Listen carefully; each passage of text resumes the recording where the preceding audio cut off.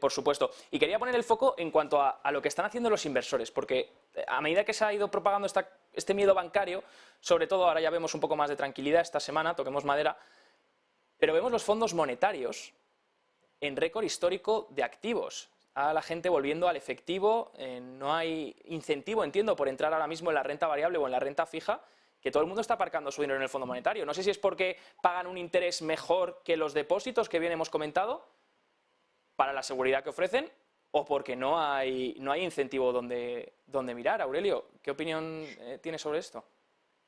Yo creo que de momento es una cuestión de confianza. Al final, lo estamos hablando, el vertical de la industria financiera está basado principalmente en la confianza. En el momento, lo que acabamos de escuchar, si hay alguien y es un elemento subjetivo, si hay alguien que de repente tiene miedo, pues y se produce un efecto contagio por ese miedo, por esa falta de confianza. Si alguien tiene miedo, automáticamente va y quiere retirar sus fondos, ¿no? Porque no podemos olvidarnos que es un negocio que a lo que se dedica es básicamente a ser depositario de los fondos de todos nosotros, de todos los ciudadanos. Entonces, en el momento que hay algo que parece que no funciona bien, pues a la gente nos suele entrar miedo y lo que hacemos es decir, quiero mis fondos de vuelta. Y por lo tanto, yo creo que obedece a esto, ¿no?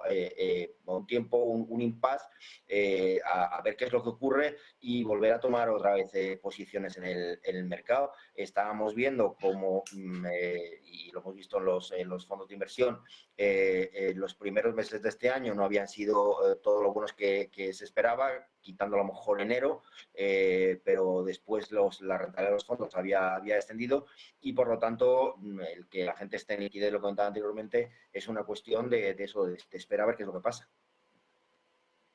Pues veremos a ver si es una cuestión de esa confianza, Aurelio. También entiendo que esa liquidez, cuando entre en los mercados, se va a notar, ¿no, Eduardo?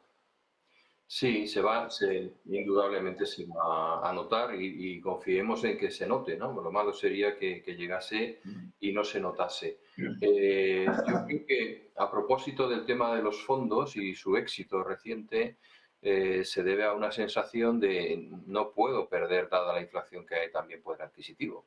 Entonces voy a poner un sitio donde me quede como estoy, ¿no? Como el chiste, por lo menos que me quede como estoy. Y lo que más garantías te ofrece en cierto sentido en una situación de estas, pues es lógicamente la garantía del Estado, ¿no? Pero también puede ocurrir lo que ha señalado Pedro, que en un momento entremos en pánico. Es decir, yo el otro día leí un artículo muy interesante que decía hablaba de transformación digital. En aquello en lo que son buenas las máquinas, el hombre le cuesta más. No puedes competir con un Excel haciendo cuentas, ¿no? Pero aquello en lo que los hombres son realmente buenos, las máquinas no llegan, que es evaluar las emociones y todas las cosas. Hemos vivido la pandemia y de repente saqueamos los supermercados porque no sabemos qué va a pasar y éramos gente sensata. Y desaparece el papel o desaparece lo que digan. Sin mañana, es que se ha acabado el papel higiénico, se ha acabado las mascarillas, ¿no? De repente no teníamos mascarillas. Era una cosa absolutamente emocional, absolutamente irracional y los factores irracionales existen. Yo recuerdo una película Valkyria en la cual un general, cuando iban a eliminar a Hitler, decía, caballeros, tenemos un plan militar, a partir de este momento que lo ponemos en marcha, nada será como esperamos. Adelante, ¿no? Pues lo mismo pasa con las proyecciones económicas y con los planes de gobierno, que luego hay factores que surgen y lo desbaratan todo. Imaginemos que hoy nos hemos desayunado con la idea de que en Rusia ya están comunicando a los ciudadanos en Moscú que se preparen por si reciben un ataque, ¿no? Reciben un ataque.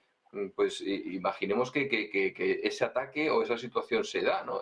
Son factores impredecibles que no están en ninguna tabla de Excel y que de repente, como decía antes Pedro, pues buscamos un corralito y que me lo busco para mí y que caiga quien caiga porque tengo que pensar en los míos y en mi familia, ¿no? Entonces, esto, por muchos mensajes de confianza que traslademos, consideremos que la naturaleza humana, como decía Bilberbach, no ha cambiado en los últimos 50 millones de años, ¿no? Es decir, en lo esencial. Y buscamos seguridad, buscamos tranquilidad, buscamos sentirnos parte de un grupo que nos proteja y buscamos tener una gente alrededor a la que atender, ¿no? Y esto va a ser ahora sí, y supongo que por mucho que cambiemos en ideologías y tal, seguirá siendo igual, porque ha sido así los últimos millones de años, no lo cambiamos de un día para otro.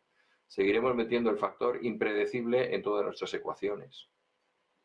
Finalidad, ¿no, Eduardo? Y de hecho, además, comentaba Citi el otro día un informe que decía, claro, que este miedo bancario se extiende hoy en día mucho más rápido que lo que se hacía en 2008 No, por las redes sociales, porque ahora mismo todo está al día.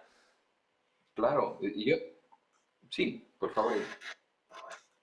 Pedro Miguel, ¿opiniones? Sí, yo totalmente de acuerdo con lo que dice Eduardo. Además, yo voy tomando nota porque los consejos cinematográficos también me interesan. Llevo 2 películas y me ha parecido muy interesante esos consejos. Yo solo puedo apuntar un par de cosillas respecto a lo que han dicho mis compañeros, que estoy totalmente de acuerdo con ellos.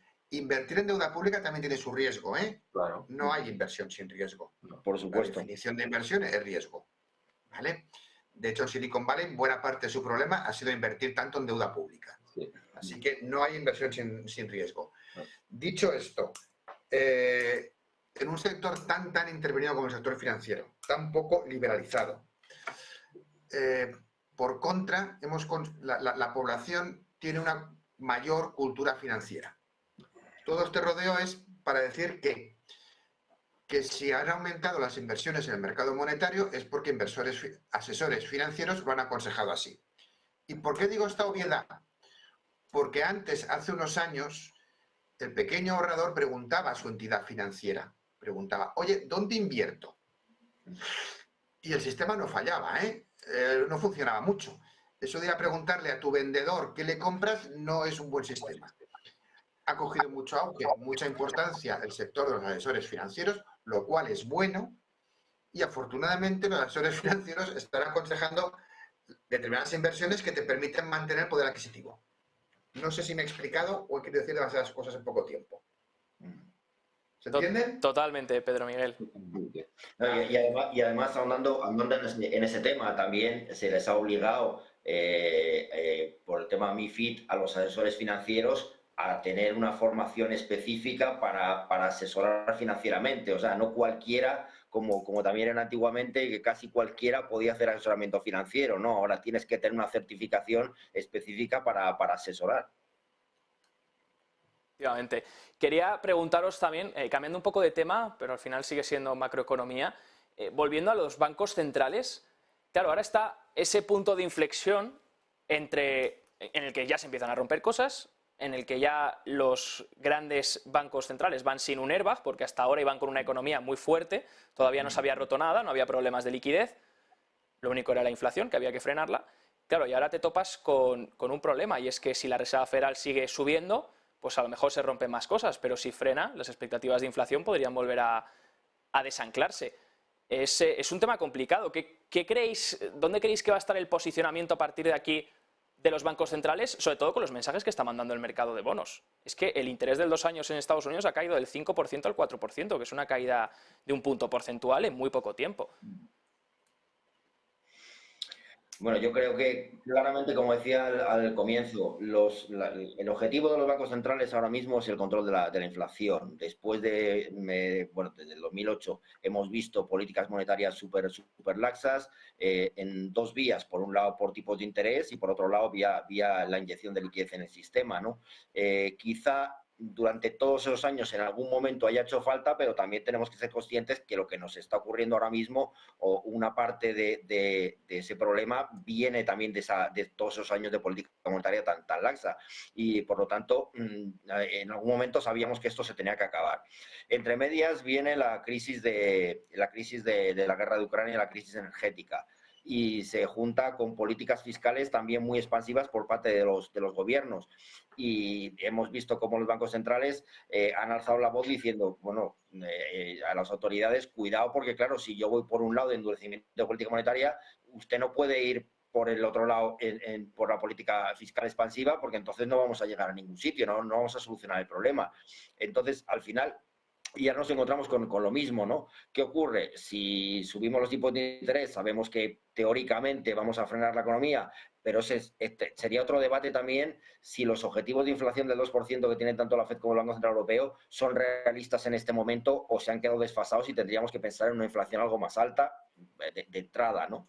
En segundo lugar, yo hice un ejercicio con la regla de Taylor hace no mucho, y los resultados a los que llegaba es que en Estados Unidos tendrían que, como sabemos, han aplicado la regla de Taylor durante muchísimos años para ver cuál debería ser el tipo de interés óptimo para controlar la inflación, y deberían llegar, tenía de resultado un 7%, ¿no? Pero incluso JP Morgan, con un ejercicio semejante, llegaba hasta el 9%.